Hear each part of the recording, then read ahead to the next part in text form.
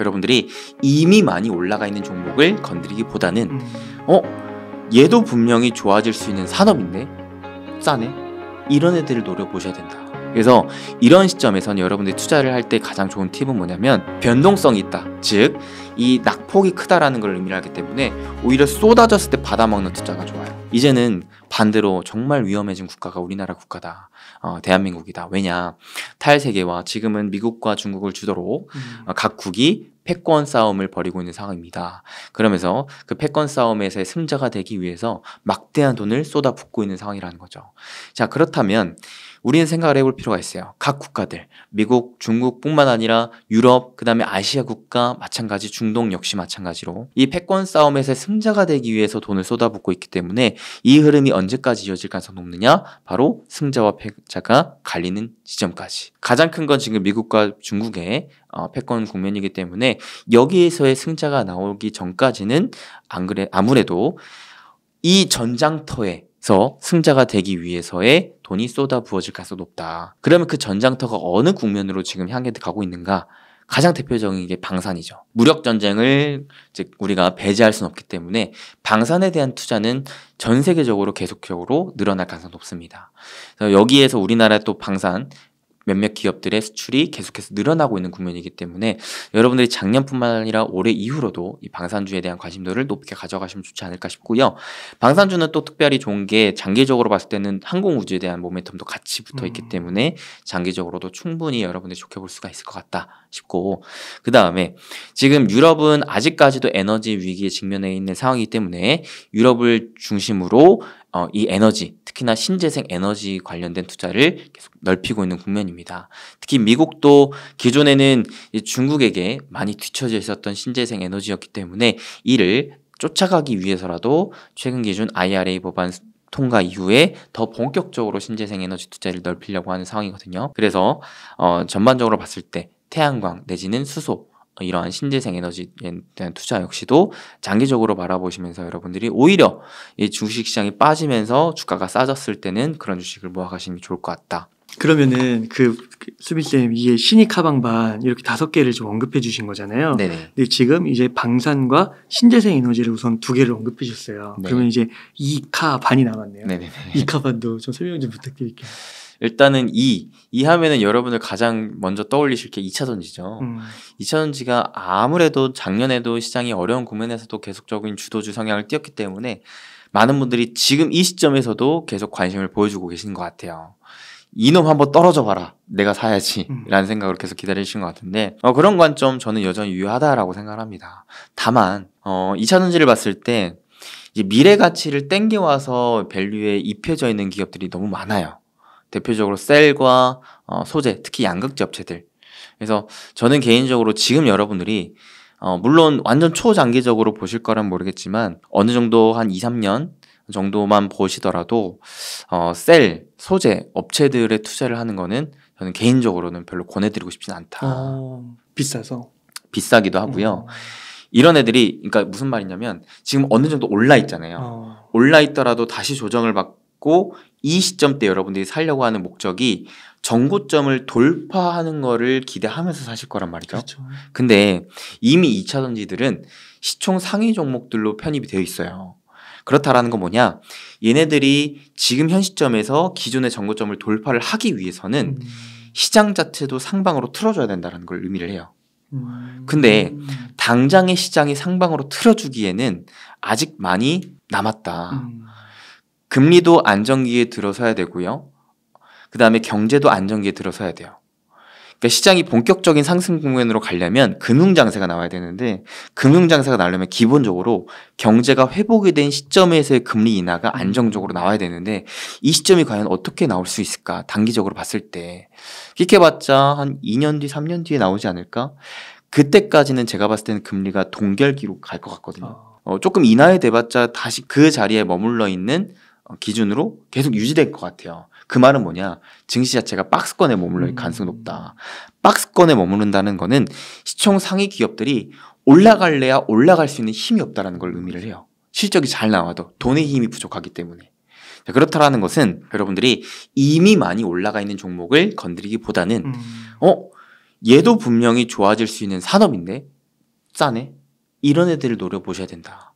대표적으로 2차전지 중에서 어떠한 주식들이 그에 해당하냐? 장비주들이요.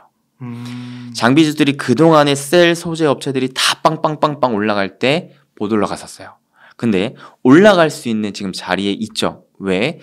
우리나라 배터리 3사, 특히나 LG엔솔, SK온의 대대적인 투자 움직임들이 작년 이뤄졌었기 때문에 이제는 이러한 움직임에 따라서 실질적인 수주, 발주 움직임으로 이어질 가능성이 높다. 올해는 여러분들이 장비주의 수주 움직임을 기대하면서 실질적인 실적 상향에 대한 목표를 가지면서 가져가 보시면 좋지 않을까 싶어요. 그러면 구체적으로 어떠한 장비주들을 사면 좋느냐? 자, 소재에 있어서도 양극재가 특히나 강한 모습을 보여주면서 대장경으로 올라갔던 가장 큰 이유가 얘는 다른 음극재, 분리막 전해질 이런 기업들에 비해서 기술 장벽이 매우 높아요. 즉 다른 경쟁자들이 쉽게 넘볼 수가 없는 분야라는 거예요. 즉 지금 이 분야를 꿰차고 있는 기업들이 향후 3년, 5년간도 계속 해먹을 수 있다라는 모멘텀 뿐만 아니라 여러 소재를 봤을 때 전체 매출 비중이라는 게 있을 거예요. 그 전체 소재에서 양극재가 포함되어 있는 비중이 가장 많이 차지하고 있기 때문에 2차전지 하나를 팔더라도 양극재의 매출 비중에서 차지하는 비중이 높기 때문에 실적 상향치가 비교적 높더라. 다른 기업들이 치고 올라가지 못하는 상황에서 돈을 벌 수 있는 기업들은 소수인데 얘네들이 매출 상향에 대한 움직임들이 되게 대폭 움직이더라. 그러니까 얘네들이 대장격이었거든요. 근데 장비주도 이런 비슷한 관점으로 보시면 돼요. 어떤 관점이 있냐? 여러 공정들이 있는데 이 공정에서 가장 만들기 어려운 분야는 뭐냐? 그게 바로 전극 공정이다. 게다가 이 전극 공정은 다른 공정들이 비교를 했을 때도 비중이 많은 비중을 차지합니다. 그래서 자, 이 전극 공정된 관련해서 만들 수 있는 장비주들은 누가 있느냐를 봤을 때 대표적인 게 PNT. PNT는 심지어 장비 라인업도 많고요. 그 다음에 이익적인 부분에 있어서 이익률도 높고요. 그 다음에 턴키 방식을 활용하기 때문에 지금 유럽에서도 인기가 많습니다. 고객사를 다변화할 수 있는 무기를 갖춘 상태예요. 그 다음에 최대한 또 얇게 만들 수 있는 이 기술력도 갖고 있기 때문에 다른 경쟁사들에 비교했을 때도 기술적인 격차를 벌려놓은 기업이다. 사실 찐 대장으로 봤을 때는 PNT가 대장이에요. 근데 아무래도 얘는 상대적으로 다른 장비주들에 비해서는 비싸요. 대장이기 때문에 여러분들이 잘 알지 못하는 기업들 중에 어떤 기업들이 또 있냐면 윤성 FNC라는 기업이 있습니다. 윤성 FNC라는 기업이 또 이 전극 공정에서 또 치고 올라오는 기업 중에 또 가장 싼 기업이라고 볼 수 있을 만한 게 윤성 FNC예요. 그 다음에 여러분들 또 관심 깊게 보셔야 될 게 D&T. 그 다음에 하나 정도만 더 보자면 하나기술인데 하나기술은 또 폐배터리 관련된 모멘텀도 갖고 있기 때문에 장기적으로도 볼만한 기업인 것 같다.